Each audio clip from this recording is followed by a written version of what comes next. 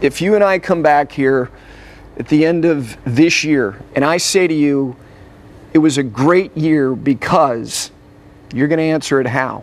I won a major. Mission accomplished. After a banner year on the PGA Tour, Justin Thomas has added his first major to the mix. We'll have an exclusive conversation with the newest PGA champion.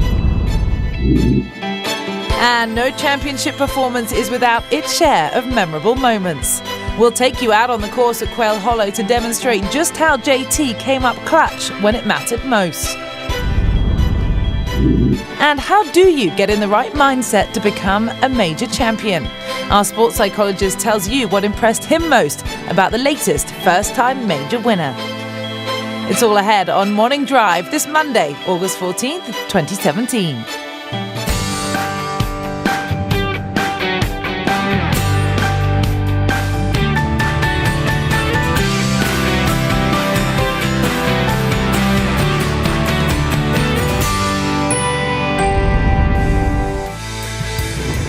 And a very good morning from Quail Hollow Club in Charlotte as a bow was put on the major championship season in the men's game.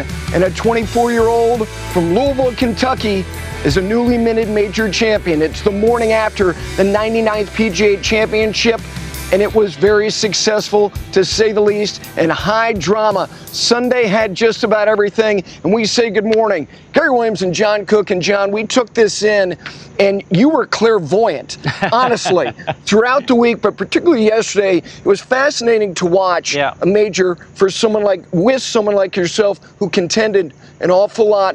You called virtually everything that transpired. It was amazing. It was interesting. And good morning, Gary. And what a great week we've had here at, the home of NASCAR in Charlotte, North Carolina, Quail Hollow Club. And the first half of the race, jockeying for position. All of a sudden, there was a bunch of cars in the same little pack, and all hell broke loose after that. There were people, running into walls. They were doing what they did, daring passes, and at the end, Justin Thomas emerged as your winner. Fantastic. It was, and that is what is happening. Justin Thomas is now a major champion. And how did he get it done? Let's take a look back on the highlights from yesterday, and there were a lot of them. The ninth hole plays in excess of 500 yards. You just want to coax this one up. This is bonus time. Exactly. Not a particularly great iron shot from just the left rough there for Justin, but he put it in a spot where, okay, we're just going to ease this on down. If it goes in, it goes in. Well, what did it do? It went right in. Exactly right. Now, you want to take advantage of the par fives, and for a moment, it appeared he hadn't.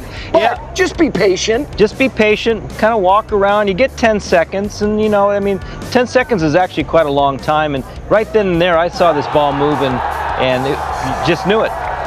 He did the look away. He did. That's what helped. You do the look away, the ball will go in. No doubt about it. So now we get to the 13th hole. That was a little mini Michael Jordan from many years ago in that finals against the Trailblazers. Here he is, his second on the par 3 13. Again, not a particularly great iron shot. Left just in the left first cut. And that ball was just so perfectly played. It hit on the green, checked, released, just fell in the left edge. And that was about as much emotion as he exhibited on the inward nine. Now we get to the 16th hole. Hit in the right rough. Really thought he had striked that tee shot, but it got held up in that Bermuda rough. Here's his bunker shot. Yeah, he put it in a good spot. When you're in that right rough, you're thinking about, how am I going to make par? Let's put it in that front bunker. I got a good bunker game.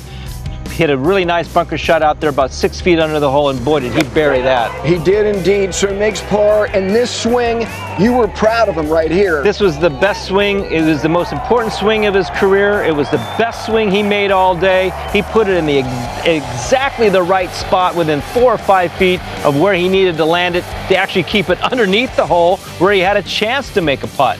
No doubt about it. And he stepped right up, and he was in his process.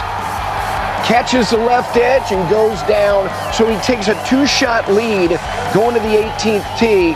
And when he gets to 18, Johnny had a little bit of trouble, and he played what you thought was the proper shot. This was his third. No need to get tricky right here. No need to get fancy. Now you're actually playing with a couple of shots. Put it out there to the right. Don't be a hero. you know exactly what you need to do. Land it in the middle of the green, let it run back there up to hole high. Just kind of milk one down there. Go ahead and tap it in and become your champion. Exactly right. He wasn't totally assured of the win because Kevin Kisner technically still had a chance. So he was a little subdued, and rightfully so. But this is a nice moment. He has a special relationship, obviously, with those two guys, and now he joins Jordan Spieth as a major champion. And he's got the Wanamaker Trophy. And alongside Jordan Spieth, 3 other majors. Yeah. Those 2 young guys have a career Grand Slam. How about that? Yeah. Now, I want to get back to yesterday because as we're watching, you thought that he was anxious through the early part of his round. Looked a little bit. You sensed a change. Yes. When? Justin can be pretty demonstrative, and we've seen that through the early part of his career, even the early part of this year, maybe at the U.S. Open. You know, things started to change about 13. And he knew exactly where he stood. When he pitched that ball in, he looked up at the leaderboard, he looked down there, he said, I know exactly where I'm at right now. What do I need to do now to get this to the house? Not a particularly good swing right here. Missed it to the left. Okay, he missed a number of shots to the left, and we're going to talk about this a little bit later on. But you start watching his reaction. Maybe on the tee got a little bit emotional or a little bit, you know, out of character. But right here, as you watch this ball go in, this is a nice reaction. This isn't like running across the green. This is, okay, pumped up, gives Jimmy Johnson just a little bit low 5. That's fine. But you know what? You have to start to control your breathing. You have to start to control exactly where you're at. Right here, the 16th hole, buries it right in the middle. But look at this. Just, he knows it. Okay, cool, fine. Let's calm down, get that heart rate back down again. Let's start to breathe. We're going to get right here to 17. I've just hit the best 7-iron of my life at the exact right moment. I love this reaction right here. He's just going to go walk up, acknowledge the crowd, take the ball out of the hole. And what I like about this is they walked off the green. He and Jimmy Johnson knew that they still had work to do. And what I saw was a calmness, you know, a belief in themselves. I still have to finish this out. He learned a lot the last couple of years, especially from the U.S. Open. How am I going to win this championship? The demeanor that he showed and the maturity that he showed yesterday was right on. You saw the change and you called it. His breathing, the way he was walking, his pacing, everything. Everything about it. Absolutely. Now, earlier this year, you know, he got off to such a hot start. He had 3 wins before the month of February, and I had an opportunity to go down, sit down with him at his house, and get some perspective on the rest of the year. Here's what he had to say. If you and I come back here at the end of this year, and maybe your family's running around here because you entertain them during the holidays, and I say to you, it was a great year because, you're going to answer it how? I won a major, for sure. That's it.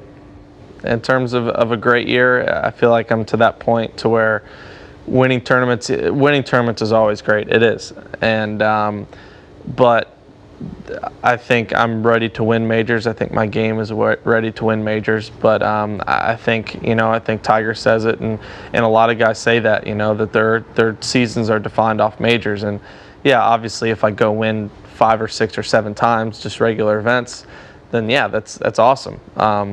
So I mean, I guess it'd be hard to not call that a great year, but I would just call that probably a really, really good year. But to be a great year, I think it would need to have a major championship. You know, John, you were a prodigy, and he certainly was. Haskins Award, Nicholas Award, on a Walker Cup team, national champion at the University of Alabama. But where does he stand now among the elite players in this game? He's won golf tournaments on the PGA Tour, which is no easy task, number one. Now he's won a major championship. That takes you to a whole nother level in my book. Unfortunately, the biggest disappointment in my career is I didn't capture one. I was there enough and just didn't get to the finish line, unfortunately. Justin Thomas has now, and he is now in a total different, you know, setting at the table. He has got a major championship. He is winning golf tournaments on the PGA Tour. Not just a major, but he's also winning tournaments at a very, very young age. There's no ceiling for him. He can just go now.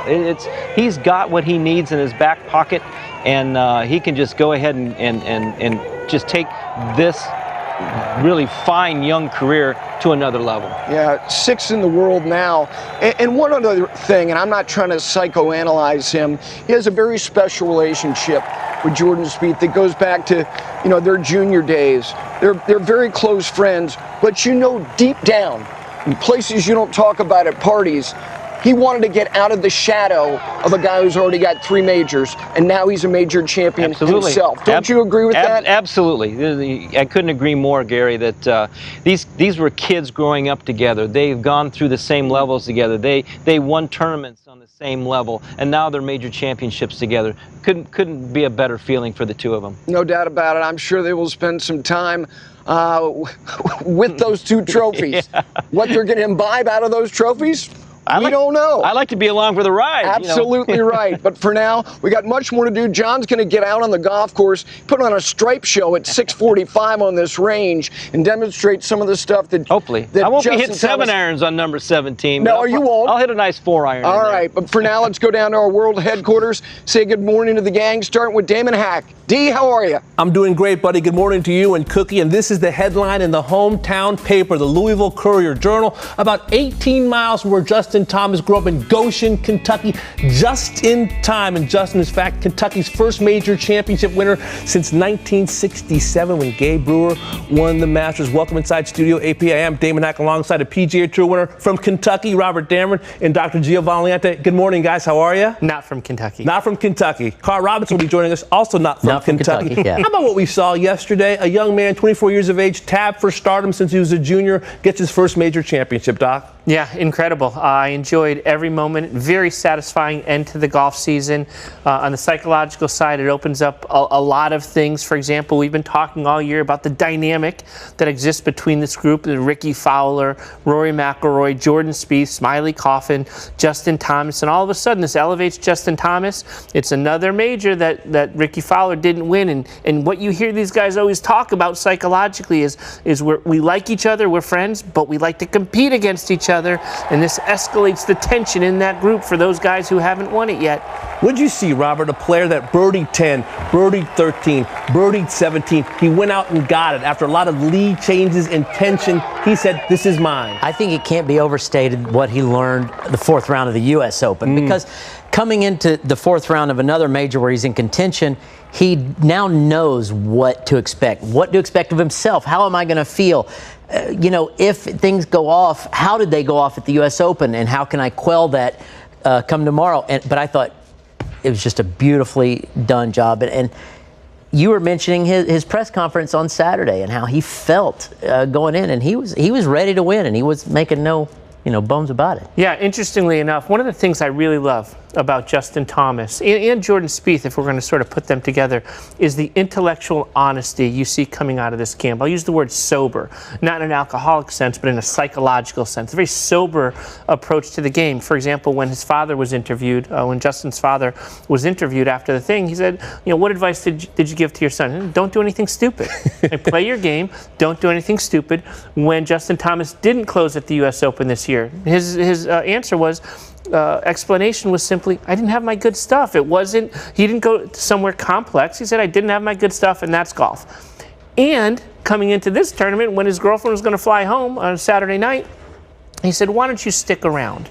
I have a feeling about this. And he said, I'm not typically the person who brags and gets ahead of myself, but it felt different. So he's just being really honest about what's happening in real time as things are unfolding. And psychologically, you can see when people are doing that, or conversely, when they are not. You pay attention to what these players say after rounds, maybe going into the final round of a major championship. His words on Saturday night, why do they resonate with you?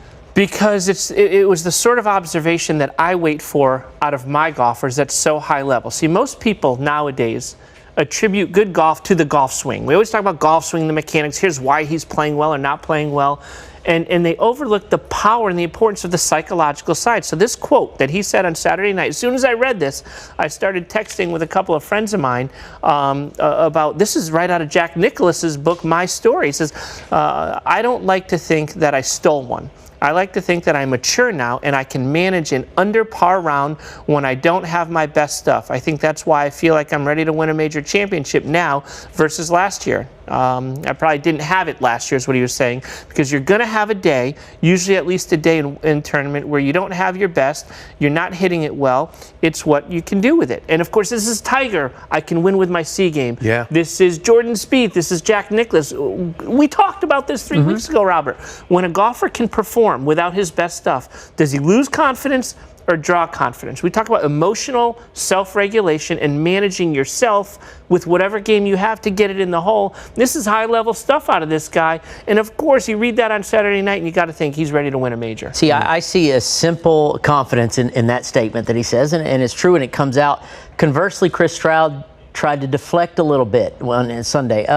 You know, I have other things going on. If it doesn't work out, I'm not that worried about it. That's a strategy. I've used it myself to try to deflect pressure off myself. I didn't enjoy it as much. I never felt I had the game of a Justin Thomas.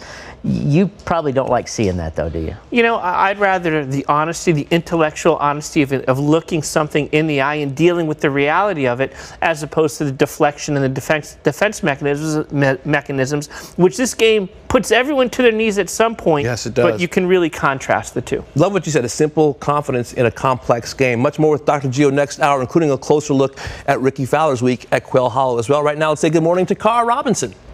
Thank you, Damon. Well, we can now welcome in our colleague and Golf Channel analyst Randall Chambly on the Golf Advisor phone line, who will soon be making his way back from Charlotte after a week on live from the PGA Championship. Good morning, Randall.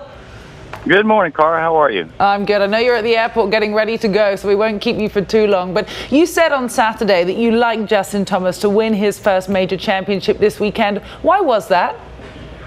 Well, from a talent aspect, I thought he had more ways to win than anybody else. And from a psychological standpoint, I thought he had less pressure on himself than anybody else that had a chance to win. Dealing with the talent side first, you know, on average, he won putts more than anybody else on the PGA Tour.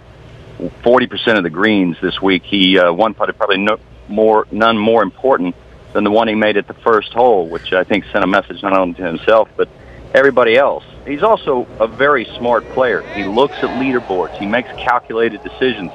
The whole location on 13 was a dangerous one. Yeah, he chipped in, but he did so because he missed in the right spot. So his head was certainly in the right place. And I think just because of the way he swings very upright. It allows him to hit the ball high. It gives him a lot of power. It allows him to get out of the rough.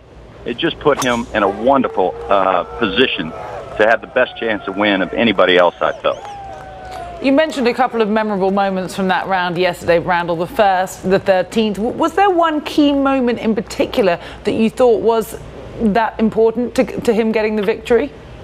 Yeah, Cara, there were many pivotal moments, but I thought the key moment was when he stood up on the 17th hole. The race was tight for everybody. It was going to be a white-knuckle race all the way to the finish. Somebody needed to make an aggressive swing, and he did so at the 17th. Now, he didn't take it right at the flagstick. He was much more calculated than that. He took it at the middle of the green. He used the slope. It was perfect execution, and it provided him a bit of a cushion as he was playing the very difficult 18th hole. I thought in a lot of aspects it reminded me of the 14th hole at the Open Championship when Jordan Spieth got up there and decisively took an iron right at the hole after bogeying the 13th. There was a certain inevitability to both of those holes. Yeah, and of course, Justin Thomas stood up and held that birdie putt as well, giving himself the three-shot cushion heading up to the final hole. Justin aside, then, we know what he's achieved this week. What else stood out to you from the PGA Championship? Well, I thought Rory's comments at the end of the championship were poignant. That, you know, given the long season, you know, on the back end of an Olympic season, there's always a Ryder Cup looming for European Tour players that have that kind of talent, the FedEx Cup. There needs to be an off-season for the best players. They have to figure out a way to take some time off and heal. When I saw Rory grabbing his rib and stretching yesterday, it was clear that he wasn't healed up. It didn't look like Jason Day was healed up to me. I mean, there is so much at stake. It seems like every single month, every single week on the PGA Tour, it's hard for these great players to take some time off and heal, but they certainly do. And then again, when you look at those players that didn't win but left there a different player, Ricky Fowler once again put himself in the position to win a major championship. His worst finish this year in a major was 22nd. Twice he finished in the top 5. Once again, he had a great year in 2014 in the major championships. And again, there is an inevitability to what he's doing. A lot of people are quick to criticize him that he doesn't have what it takes. I would argue quite the opposite, that this is what major championship golf looks on its way to being great. Yeah, hopefully one day Ricky Fowler might be the guy that everyone else is waiting for as he collects his first major championship trophy. But yesterday it belonged to Justin Thomas. We appreciate your thoughts as always, Brandel. Thank you and safe journey home. Thank you, Cara. Take care.